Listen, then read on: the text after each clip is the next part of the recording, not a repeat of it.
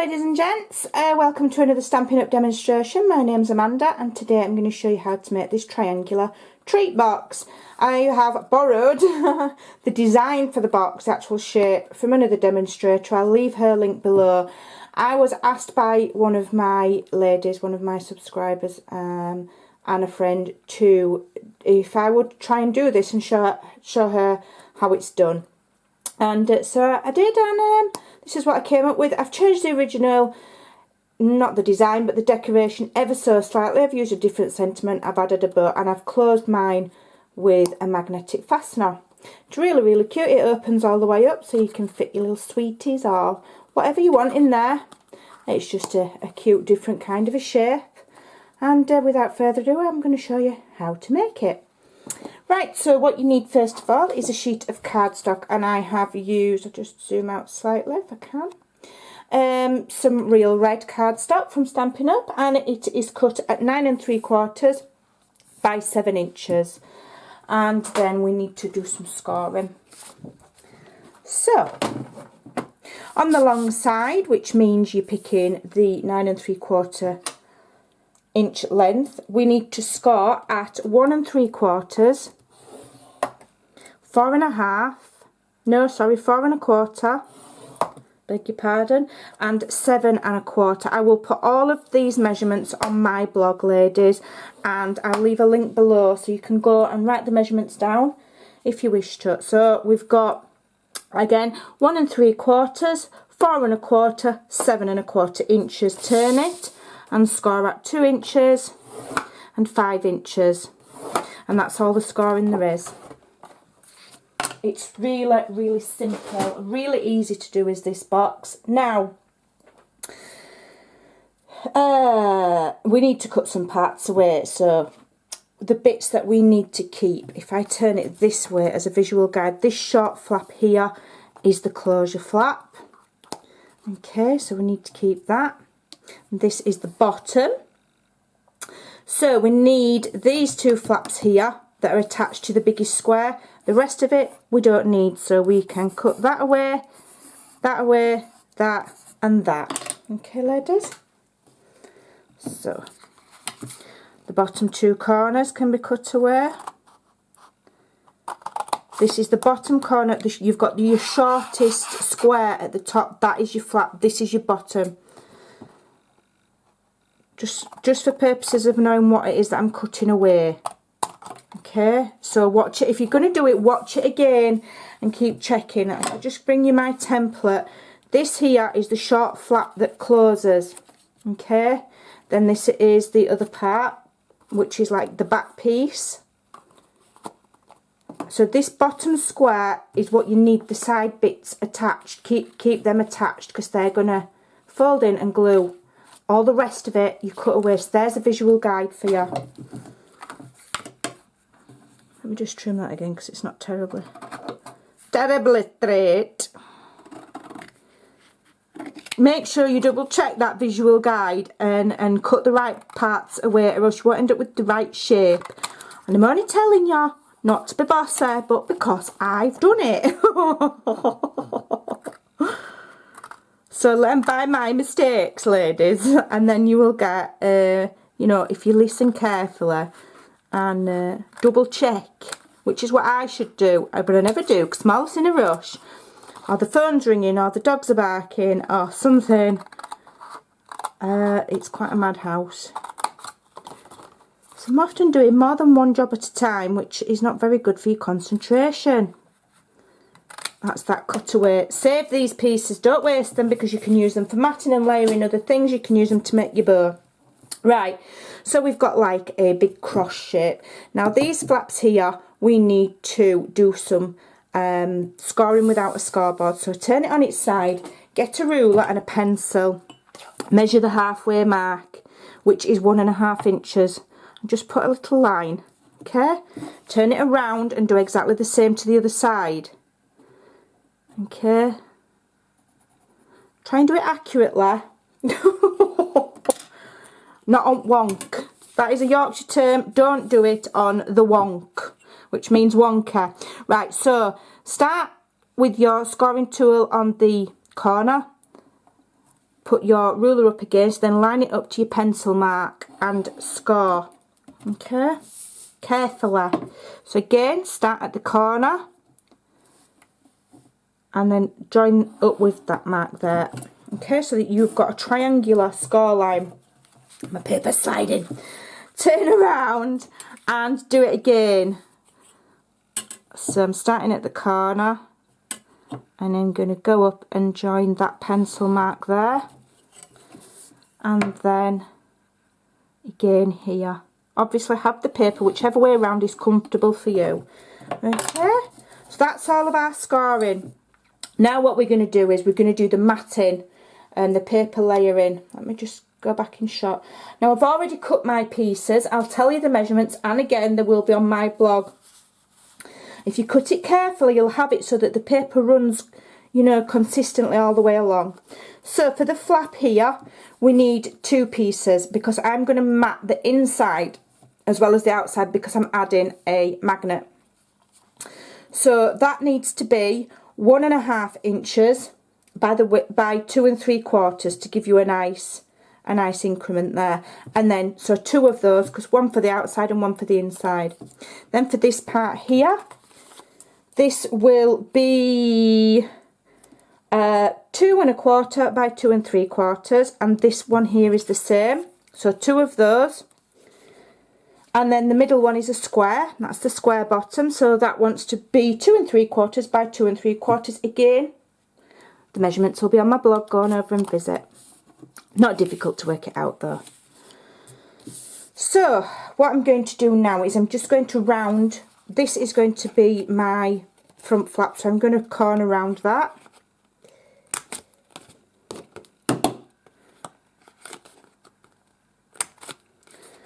Okay, and I'm going to corner around the papers that go with it. Getting better at this. I'm getting used to this tool now.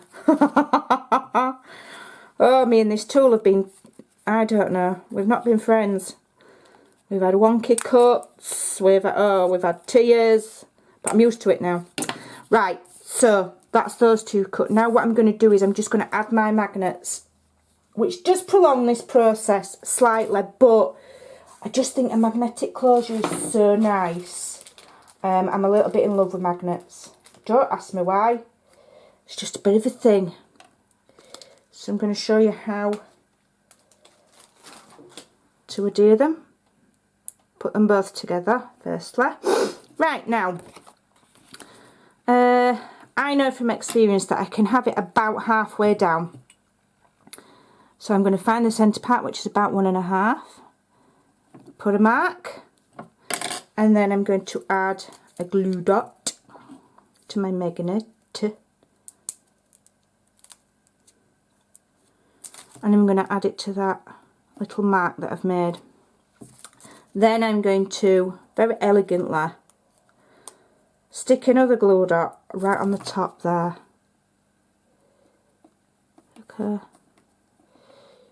Right, now I'm going to just fold over that top bit, because this box, when it's formed, this flap will come up and it will go over there. So if I line that flap into that crease there and mimic closing the box, lining it up and press on that magnet, then the glue dot holding the second magnet will adhere to the cardstock.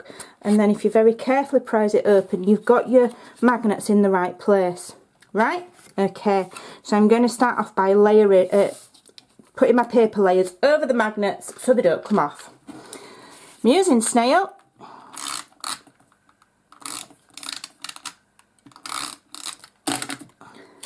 And I'm going to start my layering.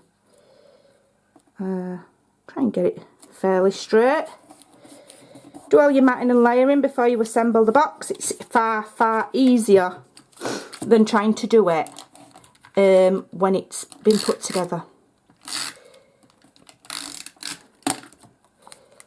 Okay, there we go. Right, now I'll do my other layers.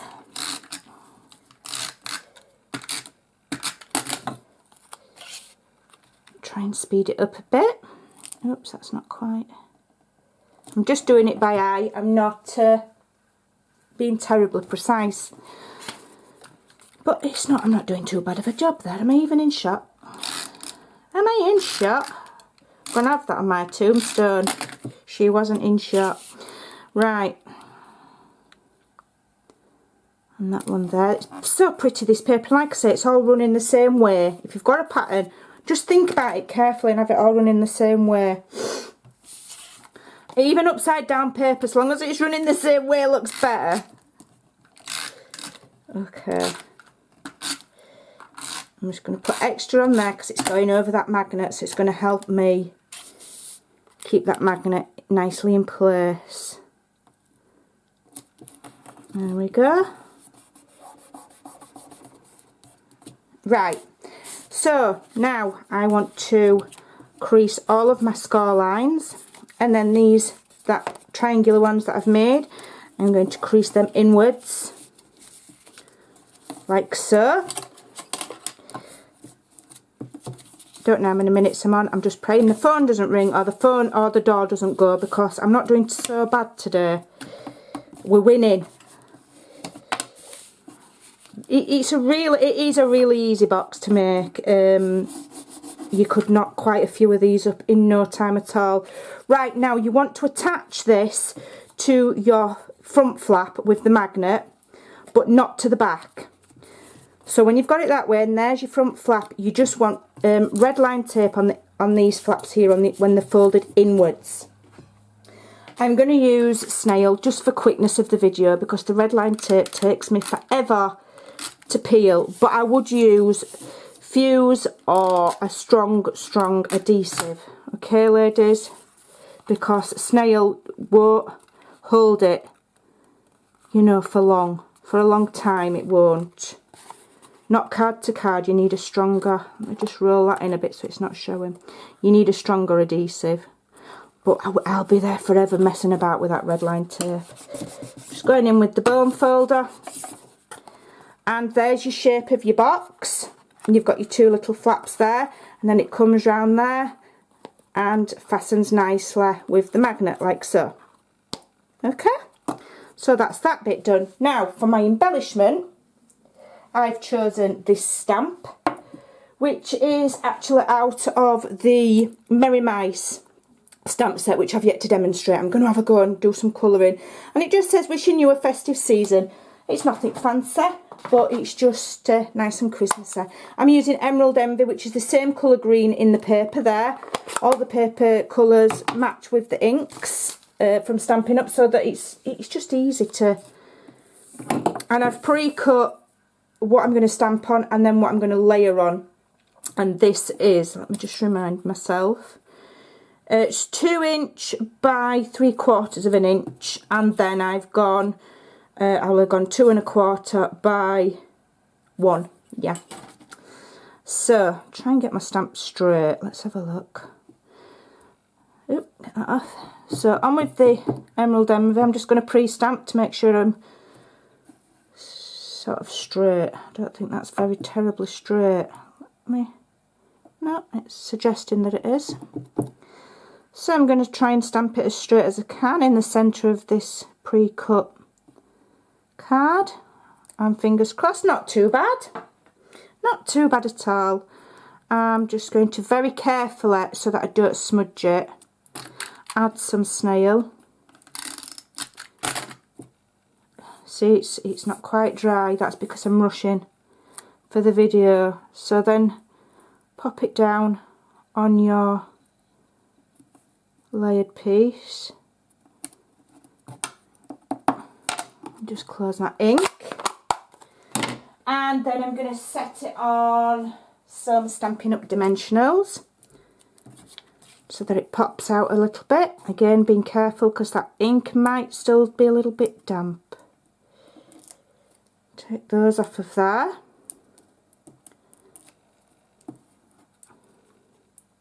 And then I'm just going to open my box because I just want it just protruding slightly, you know, sort of.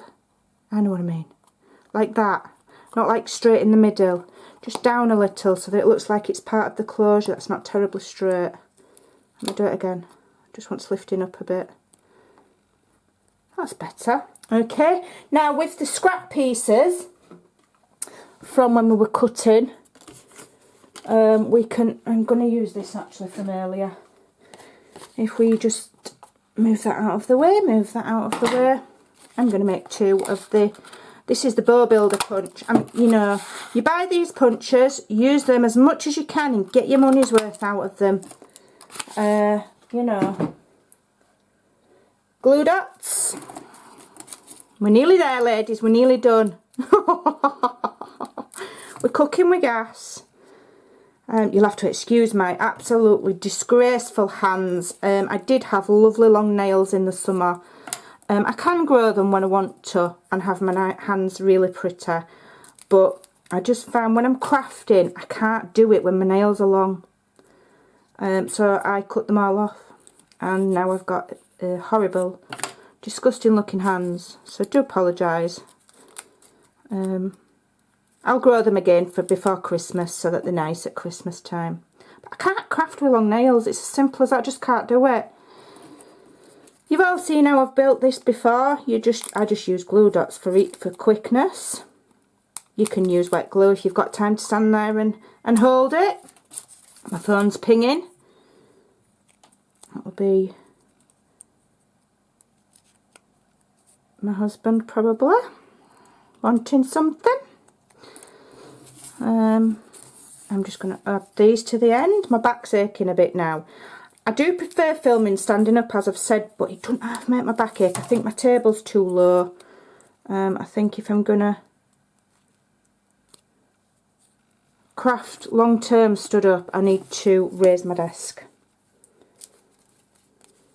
I do actually find it a lot easier than sitting down though, to be honest. It's far easier. Right, so that's my bow built. I'm going to add a crystal to the middle. I'm going to add it cave girl style with my hands because I can't find my paper piercer. And then I'm just going to add a couple of glue dots. I'm going to add a few just to make sure it stays in place because it is cardstock, not paper. We don't want it to come off. So I'm just going to open it and find more or less the middle point, which is about there. And there we go. We've got a lovely cute little box. Ta-da! I'm quite pleased with that. Shocked myself. So when it goes right, I shock myself. I'm like, wow, that's actually quite good. So yeah, you can put some little treats in there. You could put a tea light candle in, bath bombs, sweeties, lots and lots of sweeties for Christmas. Give it a try and have fun with it. Thanks for watching. Bye for now.